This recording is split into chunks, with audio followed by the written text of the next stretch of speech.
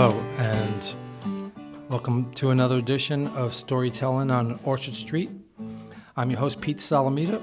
We are in the podcast studios of P&T Knitwear Bookstore on 180 Orchard Street in Lower East Side. Today I have Evie Ivy.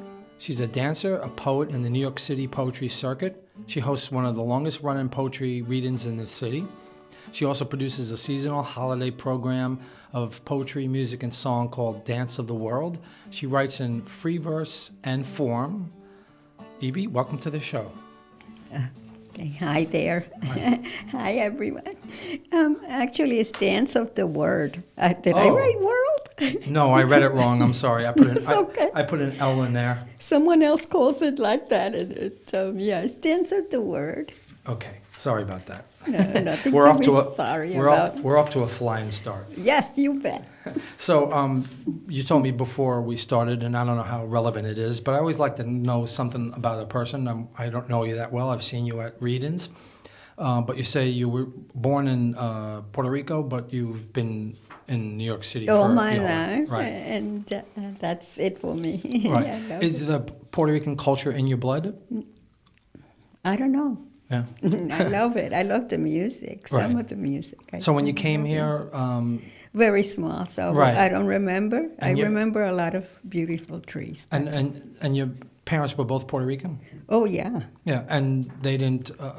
Did they try to bring the culture to you as they raised you, or they tried to just make you American? Well, I mean, Puerto Ricans are American, but I mean, you know. Okay. Right. All right, let me clear this. I don't remember. No, I remember a basic culture. Right. I don't remember a culture that was any different from what I Sure. found, Okay. what I saw later. Uh-huh. A basic culture. I was raised mainly by my mom, and she was very intelligent. She opened the world to me. She loved literature. She loved to learn. Right. And I'm the same way. Okay. And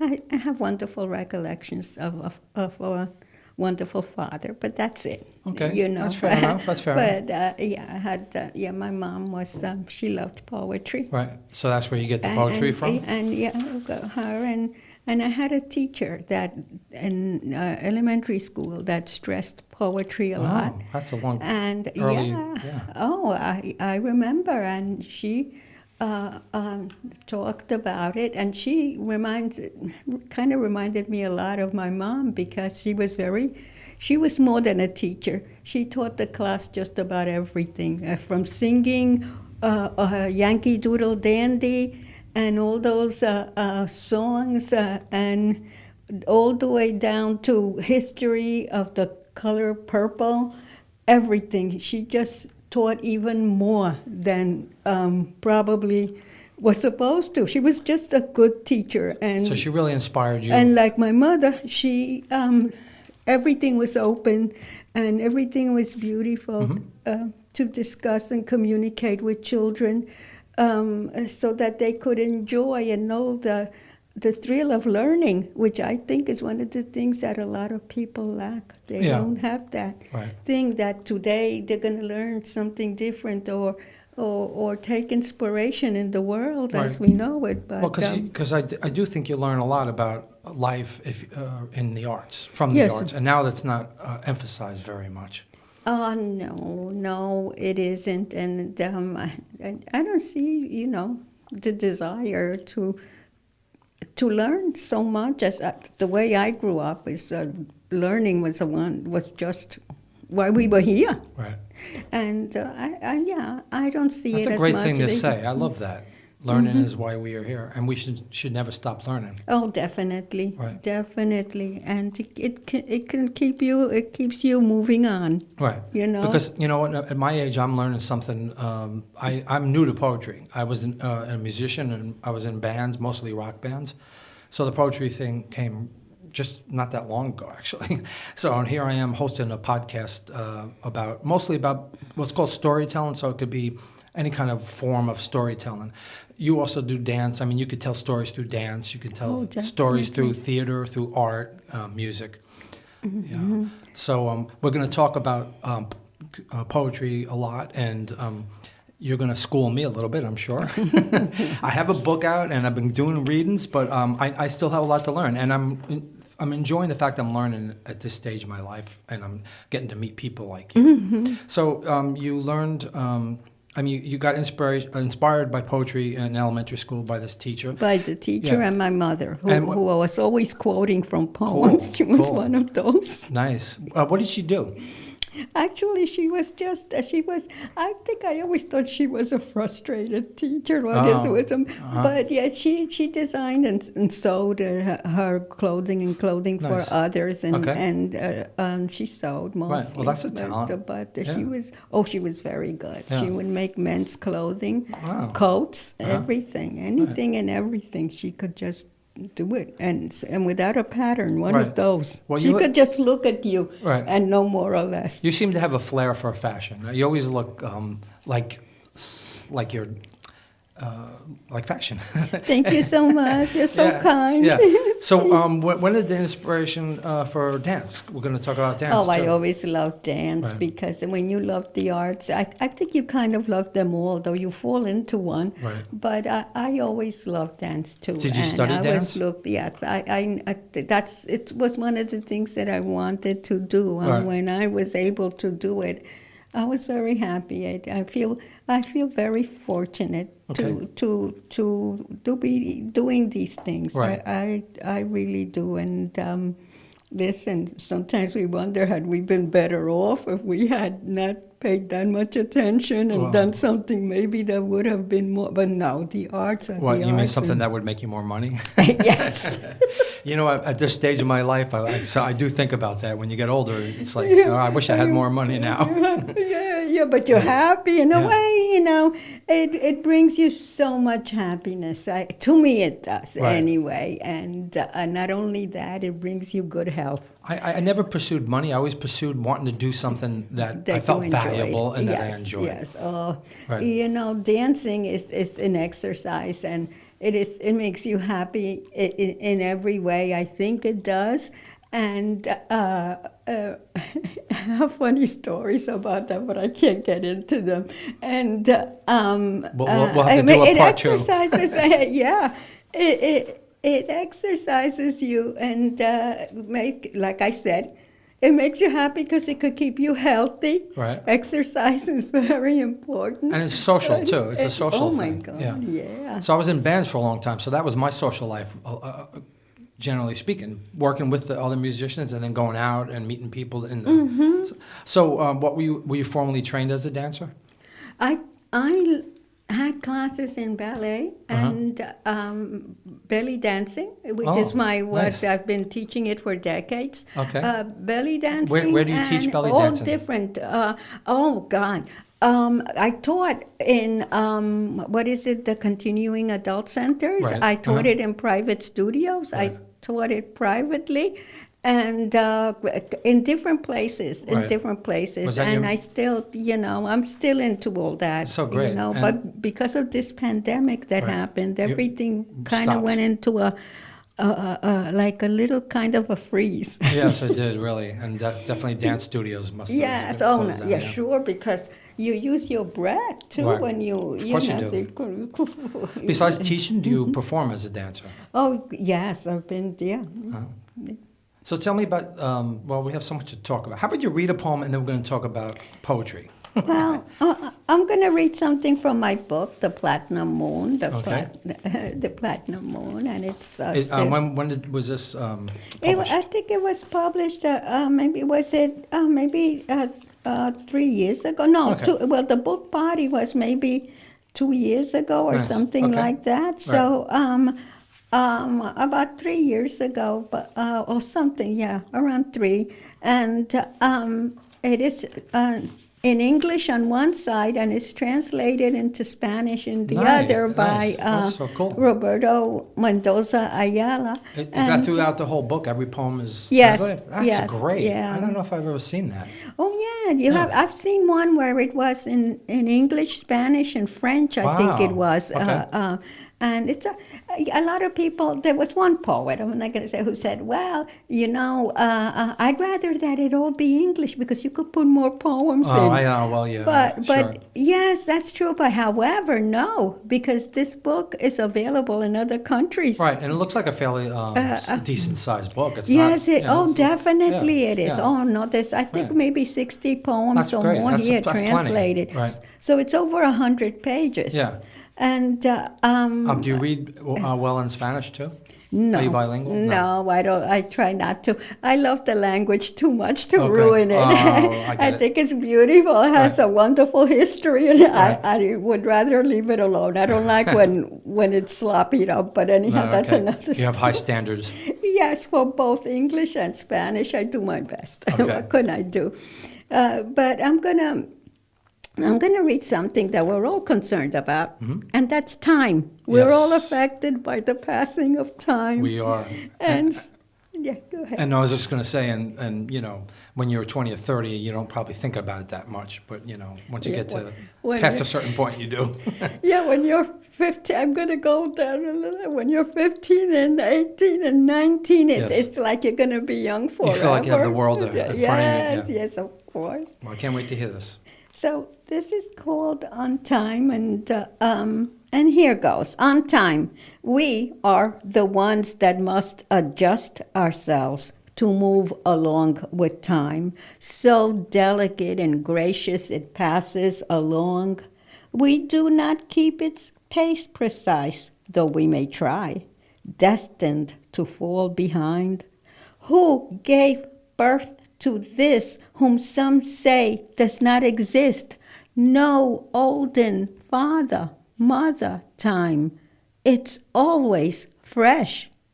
See an upright and so graceful man or woman there with even stride, whose neat gold and silver cloak we sloppily do follow. It gives the same for rich and poor. It knows no kings and queens. And we could do our best when we don't think about it.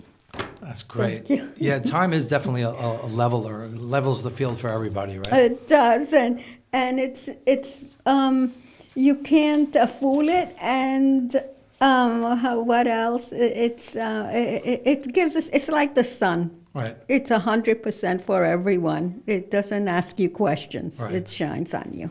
So you have at least, what is that, 4 or 5 books here? So Yes. Yes. How long have you published books? How long? How many? Well, my first chapbook was done back in the 1990s, Oh, I okay. think, Right. and I had 2 done. No, after that, I think there was another one in the early. Well, back in it started in the 1990s. Okay. These are on form, and I'll get to them and to the one about the dance. So you want me to read another one? Sure. And then we'll talk a little bit. Well, you know what? I wasn't going to read this one, but there's something else that I love, and that's history. And so I'm going to read this one about it's in ancient Egypt, and it's called Tomb. Nice. Tomb. The sarcophagus, it's remarkable. Ancient writing painted around speaks out. Is it a priest, a queen, or a pharaoh? And looking at the walls of the priest's tomb, the birds that navigated olden waters and an endless sky are still shown vivid. They were there, they flew, they swam up and down the Nile, and now they do vibrant on the walls. For thousands of years in this private chamber, they've been captured in their flight. A room found yet again, open to the eye. Behold, there's not much left of riches. Once there, there's enough to be thankful for. Those lovely birds that could not leave the chamber, Great the artist's hand whose strokes on walls brought them to splendid life, now released into the present. Birds cast in gold, but drawn, let me read that again. Birds not cast in gold, but drawn where they seem to move through space and time. Though much is dust, they still take off as they did from the water to the air. And when freshly painted on those walls, they that were meant to fly elsewhere, still lovely there.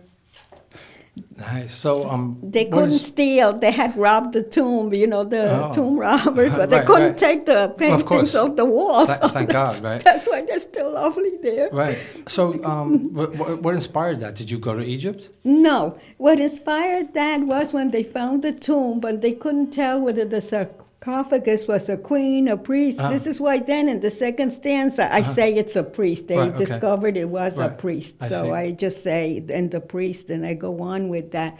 But it was one of the tombs that are every so often discovered in Egypt. There's so much there's so much history there. Right. They're always finding something new.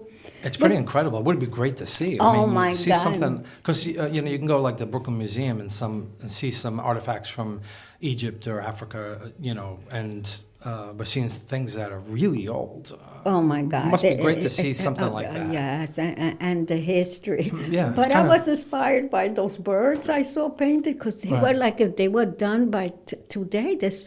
Those artists were so good Yeah, drawing really. nature. Right. And I said, "Ma, they're there because they weren't made of gold. They Yes. were made of gold. They might have been That's what taken. They would have Yeah. been taken. Right. So that's all that's left. But yet it's still beautiful. It's still beautiful to look at the tomb Sure. and the sarcophagus. Yeah. See, that's what I like about this show. If I heard you read that at a feature or open mic, I might not know all this that you're saying. It's really illuminates what you wrote. I've seen you at a few open mics, and you tend to only want to read one or two poems. How come? You're good, and your poetry is good, and we need more of you at these events. Oh, that's such a kind thing for you to say. That's so funny. Well, Well, you're rich in art. I can see it. I can tell. Thank you so much. That's so sweet. Many times in open mics, there's people who want to read, and Right. you don't want to be one to Sure. hog the mic, and I so can they need the sometimes time. hog You the- have to be cooperative. Maybe because I'm new to it, sometimes I don't want to hog the mic, but I'll read it as much as you want me to. Oh, thank I you. love it. Yeah. I do have friends that say, I didn't come here to read one poem. Right. But Yeah. I say, no, that's not right, because Right. we also need to share. We Sure. have to be able to want to listen to Right. other people and accept. So tell me about your series at the Green Pavilion. Oh my goodness, it's been going on it's been quite some years, and At the same location? at the same location. Okay. Unlike other readings where people have lost it and have gone on, this reading is actually more than 30 years. Wow, Yes, that's impressive. And you've been curated it that long? Well, it was started for me years ago when a magazine called The New Press wanted a reading in Brooklyn, and when they found out I lived in Brooklyn, they Right. wanted me to host a reading Wow. there, and How'd they someone find found you? the Green Pavilion. I became like an editor with them I for see. some time, Right. and So you're good and at I editing hosted too? a That's- few readings for Right. them at that time, Right. and the Green Pavilion has been going on all that time. That's and, impressive. It's hard to do something for that long. It really is, because most places many times they put the poets out. Yeah. So tell the listeners where I know it's in Brooklyn, and I know roughly where it is, but I forgot exactly. It's on 18th Avenue, and it's between McDonald and East 2nd Street, and Okay. it's right near the F train 18th Avenue station. It's right there. I have to go to one. I haven't made it. I apologize. So how often is it? It used to be a weekly when it first started. Right. But then it became a monthly, which Okay. is fine Right. because I find that there are so many readings now. Sure. You know, it's nice to give people. And it's a lot of work so to they put a go- reading together every Oh, week. it really is. Yeah. It really is. I applaud the people that do it weekly. Oh, It's a my lot. It's God, a no. lot. It is a lot, Yeah. and I mean, it's more than just the night. You have to find the readers yeah. and communicate with them and publicize exactly. it. Right. It's a lot of work. Bi-weekly is fine, but I did host another reading that was a weekly. I've hosted weeklies. Right. But they host do quite a lot. Right. And because I remember many times wanting to do something. It was on a Sunday and said, no, I can't because I host that reading and, Right. and I have Sure. to be there before 1 o'clock on Sunday. Right. So, yeah, it is work. Yeah, But you're dedicated to it. Oh, I love it. Definitely. As far as this reading, the Green Pavilion Poetry Event, yes. It is the oldest running reading in the entire city. Oh. After that, you have the New Yorican and institutions like what Right. you know, Yeah, sure. and what is it, St. Mark's, and the Y readings. Right. After that comes the Green Pavilion Sure, because right. we've been, and it's been steadily ongoing in the same place. Right. We've never, I've never had any problem. And who knows, listen, And 30 years Jill- ago, there wasn't a lot of culture in Brooklyn. Brooklyn's changed quite a bit, but there was hardly Well- any music or, music venues. But especially on a Sunday, though Right. the Green Pavilion is on the last Wednesday. But I remember when there were no readings on Sunday. Sure. I think Right. ABC No Rio was Uh-huh. one. Okay. And people were afraid to put a reading on Sunday because Yeah. at that time people went to church. Got it. Yeah. Right. You wear your Yes. Sunday best Right. in church. Well, you make it later in the day, and people can wear their Sunday best to the poetry reading. Right. Yes. I had a question I wanted to ask you, and I kind of lost the train of thought. You want to read The something dance? else? Oh, the dance. Oh, Yeah. okay. Oh, we'll get to that. Let me read another one from the Platinum Moon. And you know what? Let me read one. Okay, I read the one on time. This one I've read because I've had this poem for a while, but I'm sure there are going to be listeners that never heard it. Okay. So I'm going to read Lorca's Lady in a New York City subway. And Lorca has a famous poem where he says, green, I want you green. And it's called Romance Sonambulo. Nice. And it's by Federico Garcia Lorca. Lorca's Lady in a New York City train, an NYC train. In the busy subway, she sits in green splendor, from her silvered hair to her feet and eyes closed. Green streaked hair, green earrings, green jacket, green scarf, green skirt, to delicate green shoes and socks. On her lap, her pale hands are crossed. She has green painted fingernails, and I see different shades of green. Mint green, pistachio green, olive green, emerald green, deepest green, blue green. She sat with the greens of the sea, of the mountainside, about to exit on the next stop, and standing close to the door, I watch her open her eyes briefly to note no one in front of her stared, and closes them again. Again, quickly, I notice her blue-green, deepest green, emerald green, olive green, pistachio green, mint green. She sat dreaming in the greens of the sea and mountainside. A vision of Garcia Lorca in his New York trip comes. He stops and wishes her the greens of a spring morning, and to stay so green among most gentle winds. I like that. Very, very a lot of imagery in that. Yeah. I think that was a story. I was going to a reading, and it was on the west side, and I was all the way on the east side, and I had to take the train that goes cross town Okay. to go on the F. And I noticed that I go into the car, and this lady all in green. And she was that's where it comes from? Yeah, That's yeah, great. it's an actual story. Right, sure. And I was going to a reading that was in the West Village. Okay. Does that happen a lot? Because I get inspiration From walking it? around the city, Yeah, being on the train. city's a great just- inspiration as far as I'm concerned. Yeah. But the people in it and the city, it's just wonderful. Yeah, it's funny. I have a 19-year-old son, and he asked me if we're ever going to move. Because sometimes my wife and I think about, we have 3 floors in a house. Maybe an apartment would be easier to manage at this point. And I think it's kind of worried him. But he was like, well, why can't we just move out of the city? It would be cheaper. You could buy something less. And I said, I know, but now that I have this going on, like, could you find this? How many places could you find what we're doing? The poetry and all the different don't get readings bored and the in the music, city. and I could just walk around and be. And I always when I first moved in '79, I would just go for walks. I was in school, and I would just get out and just walk to the village, or Always and just- something yeah. always something to It's so do. much, You don't it's get so much bored. vibrancy, and I mean, I know there's negative. Sometimes it's too noisy and too bright, and loud, and Yeah.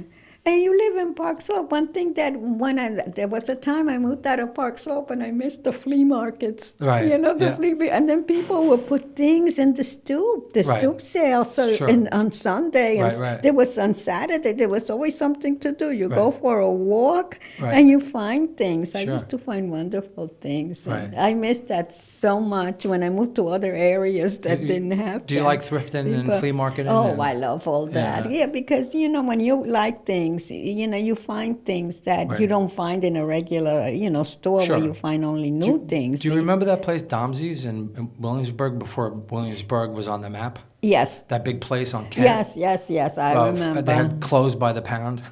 Yes, I think it was my niece who mentioned it to me, who had moved into that area. I got a suit for $22, and to this day, it's still my favorite suit.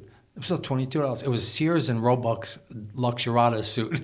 And I just Yes. love the way it looks. I still, when I want to go someplace, or sometimes I wear it if I'm featuring or doing something on stage. I just love the way it looks. But Domsey's was a great place. Oh my God! I think now that you mentioned that was where I bought a coat that I love so much. It Right. was green velvet. It was like a darker green coat, not a very bright green, and I loved it. And I had it for years. And when you mentioned that, you reminded me of that. Do you try to get features, or you just like to go to open mics or do your open I like mic? to go to open mics.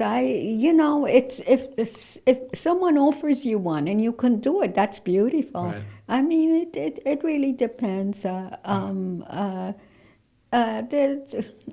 think I'll talk about that later. Okay. Do you mind if I read one? Yes, I'd love it. Okay. This is called Dream of What Was.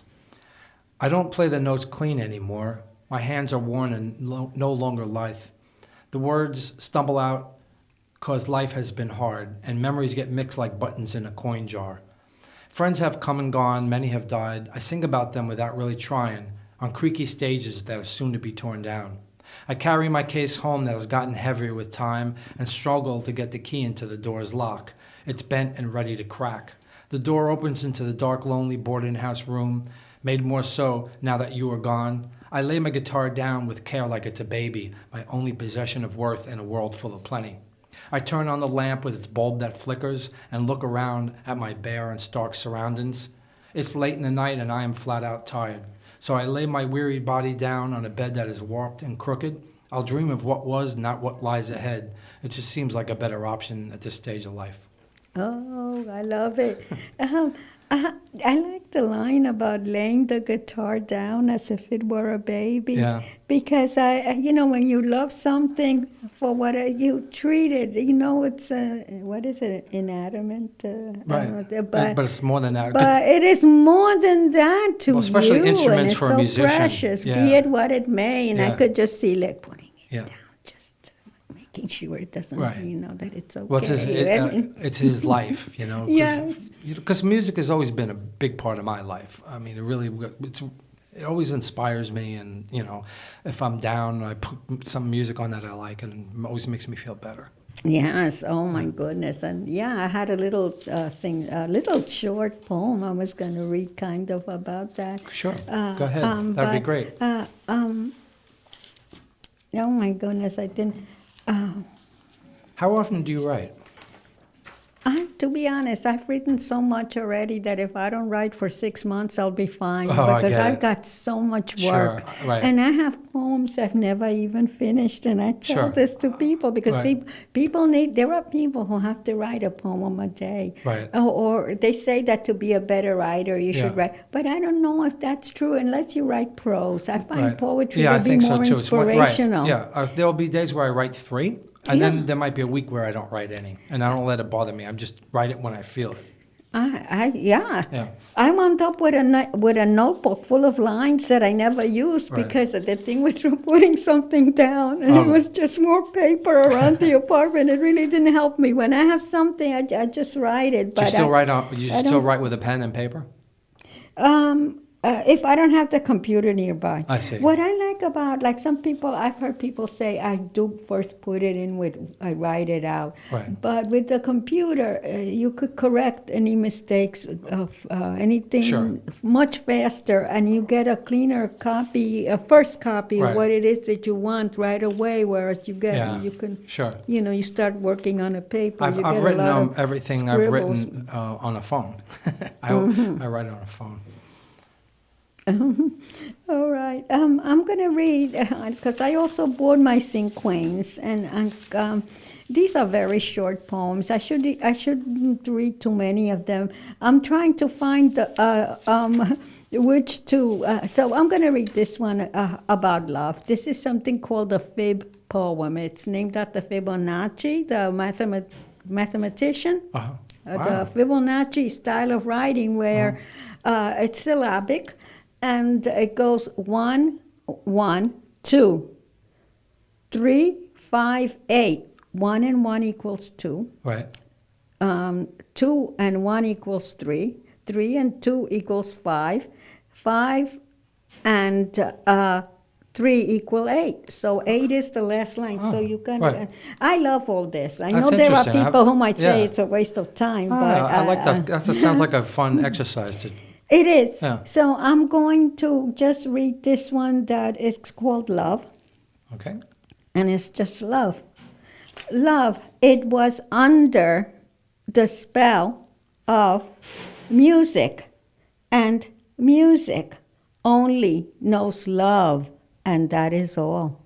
So you have, it was, that's one syllable, Right. under a 2-syllable word, the spell of, which is 3, if you add the Right. 2 above, and then music, and music, that's 5 syllables, only knows love, and that is all. 8. I like That's it so because cool. you just, with these short forms, you just say what you have to, and that's it. You Right. don't have to embellish it. Sure. And the idea behind whether it's the cinquain, the fib, is that you could put in the rest. Right. It doesn't need it. Uh-huh.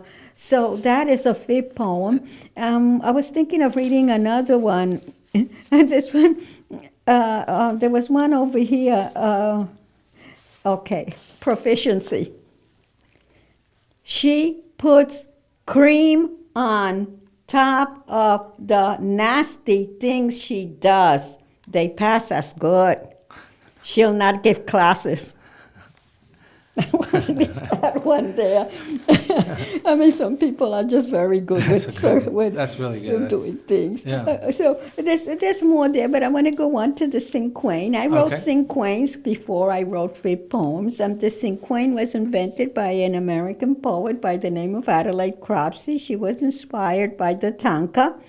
And I have a whole book on them that I almost got published a while ago, at least 3 times, and now I have to, but it gets better all the time, so, Okay. So I'm not upset over that at all, that I didn't just publish it, but I think once I do, I'm going to have a better book. Yeah. I'm going to read one called Not Empty, and a cinquain is 2, 4, 6, 8, 2. So you start with 2 syllables, go into 4, 6, 8, and finish again with 2. Our listeners 2, are 4, learning 6, something 8. very interesting today. Thank you. Well, cinquain, not empty.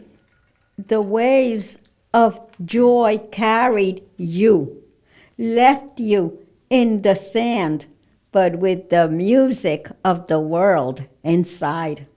So I started with the waves, Right. so just 2 syllables of joy carried you, left you in the sand, but with the music of the world inside. So Right. you finish with a 2-syllable word. You know, besides the challenge of following that form to the letter, I think there's also a challenge in really being succinct with your words, right? Oh, you have to be careful, and not Yeah. only that, it helps you even with other, because if you need to finish with 2 syllables, it could be 2 words that are 1 syllable or a 2-syllable word.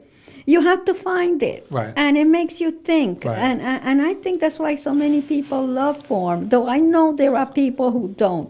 They don't want to. They just want to put the words down and that's it. But I don't know, if you love words, you want to play with them, Right. and that's how. How it is now. My cinquains are all different. I'm just going to read because I don't want to spend time looking, but I cover all sorts of subjects with them. So I'm just going to read hallway. He walks in corridors of his past to a room where vividly a boy worships Venus. All right. Nice. I don't know if that's the latest one, but I'll leave that one there. Okay. I've got so many. And this one called Lost. She's back to the house in her past, and it's not what she remembers. What she thought pink is blue. It's a lot, it's saying a lot in just a few words. Right. And that's very challenging to do. And many people will write a 2-page poem. Right. Yeah. Mine tend to be not that long, but it's a good exercise to see if you can really strip it down to that. So after you write like that, and then you write a poem that's not in that style, do you find you're better at the economy of the words and making the words count more? Well, I like them both, but Right. I don't write very long poems. I Right, think me most of my neither. poems are one pagers.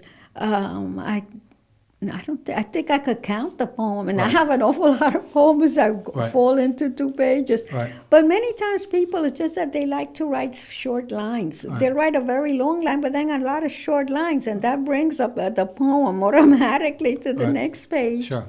And how are we doing? Okay on time? We're getting somewhat towards the end of the show, but there's still time for more. Yeah, because I'd love to read a course. 12-tone. It's one. This is another one Hold of the my book up favorite. to the Yes, to the- it's most of it is 12 tones. This one does have a little bit of other styles of like I think it has a tanka. Uh-huh.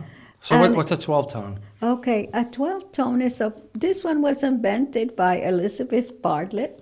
It's a poem of 6 couplets, and the way you break up the first couplet, you have to break the other 5. Okay. So if you have 6/6, then all the other couplets have to be 6/6. Got it. If it's 4/8, then right, so everything has to be 4/8. Right. So I'm going to read one of my, I've got a few here that are favorites, but I forgot to put, so I'm going to read Tattoo. Tattoo. And this one, I think, is in 6/6. 1, 2, 3, 4, 5, 6. Right. Okay, Tattoo. For ages, the body has been adorned, tattooed. I enjoy seeing them on others, but I feel tattooed already. I'm tattooed with life. There's no medical, magical reference. Tattooed with my mistakes, hopes, my own opinion. As tattooed as anyone. One day, I might get a rose. I love that. That's so good. And there's, you go ahead, hon. No, I was just going to say, I love the imagery of tattoo as not something ink on your body, but just experiences, right? Yes, That's- yeah, well, yeah, that's life. We're always staining ourselves. Yes. So, anyhow. It's called being human. Yes, of course. Right. We wouldn't if we were not. Right. Yeah, well, let's leave it alone. We all have our life to keep us, keep us busy and thinking when we have, there's always something in our life to review. I Right. said, oh my God, did I do that? Or couldn't I have done better than that? And how did that happen? And how did I get myself into that? But it happened. Yes, But here you are and happy. Anyhow, I'm going to read the first nonet. A nonet is a poem that starts with 9 syllables and it drops down to 1. And I thought this is another form that I love. And actually, No Nonets for a long time was really my favorite book. I love this book. And I'm just going to read the first one, and it's called Waiting Life. Only the sun is perfect, but it would say no, that there are many more efficient stars. Maybe perfect is the shadow, a rustling sound of leaves when the breeze moves them down, waiting paths. Excellent. So how can the listeners or the viewers, because it's in both ways, how can they find these books? Are they all still available, or and where are they available? They were on Amazon, Mhm. but I don't know if they. This one is That's definitely the on newest one, Amazon. yeah. This one, the Platinum Moon. Okay. And this one was also on Amazon. I put And that's my called The First...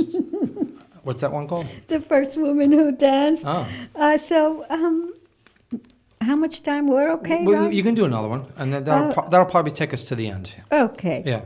You So this is know- all poetry and dance? Okay, this is about my experiences in the dance. Oh, great. and- Are those photos of you? No, or just some other of them things? are. Oh, Okay. definitely. Some of them are. Pick one that's a photo of you. I want to hold it closer to the camera so that, because they're older pictures, right? Yes. Yeah, Oh. I want to show the viewers to see. This, yeah, definitely. Oh. Here, Right. I'll do it. Here. Okay. And this is you as a belly dancer. Yeah.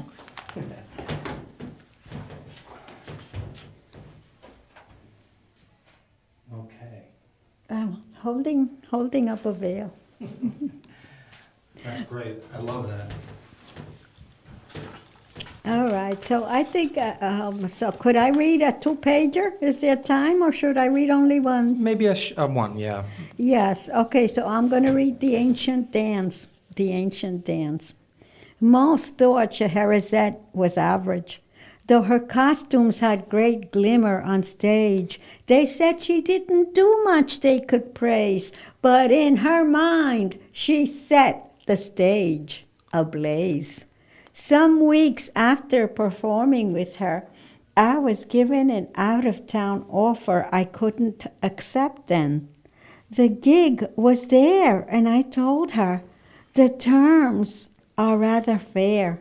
No, I get paid much more money, she said. I have an aim. I knew we had been paid the same at a club in Upper New York State, and I thought to myself, what an ingrate. I was doing a tour for an agent and packing all the places I was sent, so I asked for a little more money. He shook his head with a, no way, honey. I told him to get someone else. He did, but soon called back when I was requested. When I asked who danced for what I refused, he said it was Scheherazade he used. Not long afterward, I received a ring. A bouzouki player who was booking a nightclub out in New Jersey somewhere wanted to know if I could dance out there. I heard the pay. It wasn't too nifty. Who would go out to Jersey for 50? Should have guessed. Was kind of glad when he said, "Let's see, do you know a Scheherazade?" Is that a real person? Yes, that's a true story. Oh, okay. And she said that one thing that I couldn't do, that the pay wasn't good for her, but then she was taking the stuff I left behind because you know what I mean? Right. I couldn't believe it. That's and it was very hurtful, but that's how, That's how show business, right? Yes, yes. I was surprised when he said that the one who he got after I didn't want it was her. And a bouzouki player, the Yeah, Greek the instrument. guitar. Sure, yeah. Because some people thought it was a bazooka. No, I don't knew know. what you meant. So, Yeah, yes, thank you so much. Well, I'm so glad you got to read that one because it wrapped up like, I love the fact that you combined the belly dancing and poetry. It's awesome. I've had a great time talking to you, Evie. I want to thank you for stopping by and talking with me and teaching me a lot about different forms of poetry. I didn't realize it existed. As I said, I have a lot to learn. I hope the folks out there enjoyed it. I'm sure they That's did. it. And thanks to them. Yes. Thank you. So you've been listening to Storytelling on Orchard Street. We were in the P&T Knitwear Bookstore podcast studio at 180 Orchard Street. The guitar playing you're hearing is my friend Fred Argenziano, and that's actually a piece that goes with some of my poetry. Once again, Evie, thank you so much for being here. Thank you, Pete. And I can't Thank wait you to see so you. much. Can't wait to see you more at other open mics and at Thank your you. open mic too. Thank you so much, and thank you, listeners, for checking us out.